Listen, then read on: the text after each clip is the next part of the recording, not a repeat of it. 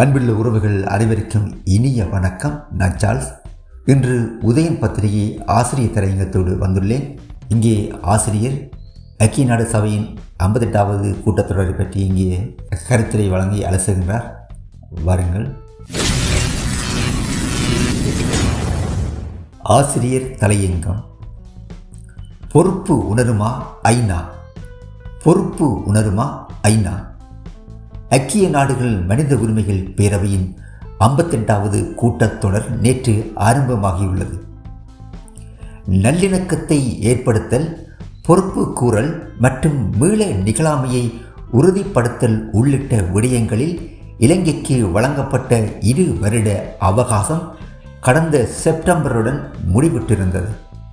ஆனால் அக்காலத்தில் இலங்கையில் இடைக்கால அரசாங்கமே ஆட்சியில் இருந்தபடியால் எந்த ஒரு கேள்விகளும் விசாரணைகளும் இல்லாமல் இலங்கைக்கு எதிரான முன்னைய தீர்மானம் மீண்டும் வாக்கெடுப்புடன் நிறைவேற்றப்பட்டிருந்தது.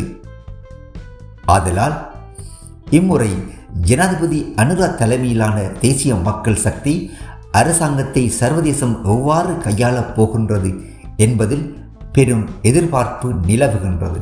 ஐக்கிய நாடுகள் மனித உரிமைகள் பேரவையின் 57வது கூட்டத்தொடரில் நல்லிணக்கத்தை மேம்படுத்துவதற்கு இலங்கை இன்னும் நீண்ட தூரம் பயணிக்க வேண்டும் என்றும், பொறுப்பு கூறலுக்காக அனைத்து தரப்பையும் உள்ளடக்கிய பொறிமுறைகள் உருவாக்கப்பட வேண்டும் என்றும், அத்துடன் தண்டனை விலக்களிக்கப்படும் போக்கை இலங்கை கைவிட வேண்டும் என்றும் வலியுறுத்தப்பட்டிருந்தது.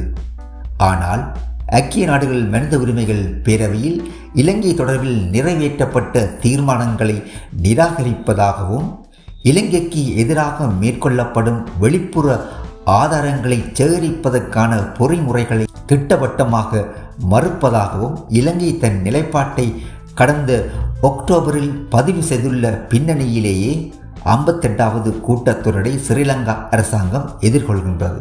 ஐக்கிய நாடுகள் மனித உரிமைகள் பேரவையில் இலங்கைக்கு எதிராக இதுவரை முன்வைக்கப்பட்டுள்ள போர்க்குற்றம் உள்ளிட்ட குற்றச்சாட்டுக்களை துடைத்தெறிவதற்கு இலங்கை எத்தனையோ முயற்சிகளை மேற்கொண்ட போதிலும் அத்தனையும் தோல்வியை கண்டன.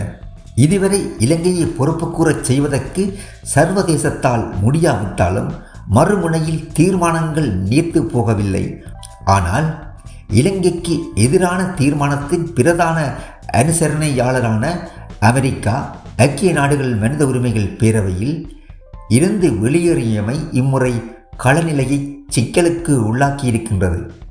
பிரிட்டன், கனடா போன்ற இணை அனுசரணை நாடுகள் தீர்மானத்தை முன்னகர்த்த தீர்மானித்துள்ள போதிலும் இலங்கைக்கு ஏதோ ஒரு சட்ட பிடிமானம் கிடைத்துள்ளது என்பதை மறுத்துரைக்க முடியாது.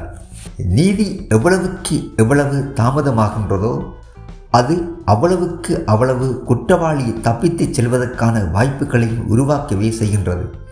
இறுதிப்போர் முடிவிட்டு அடுத்தடுத்த ஆண்டுகளில் இடம்பெற்ற ஐக்கிய நாடுகள் மனித உரிமைகள் பேரவையின் அமர்வுகளில் தமிழர்கள் பெரும் கவனக்குவிவை செலுத்தி வந்தனர். ஆனால் இப்போதெல்லாம் மனித உரிமைகள் பேரவையின் அமர்வுகளில் தமிழர்கள் பெரிதாக நாட்டம் கொள்வதில்லை. தமிழர்களின் இந்த நாட்டமற்ற நிலை ஐக்கிய நாடுகள் சபையின் பெருந்தோல்வி. ஐக்கிய நாடுகள் சபை தன் நிலைப்பாட்டில் உறுதியாக நின்றிருந்தால், அழுத்தத்தை உரிய வகையில் கொடுத்திருந்தால் இன்று தப்பியோடும் வாய்ப்பை கொழும்பு தேடிக்கொண்டிருக்க சந்தர்ப்பம் இல்லை.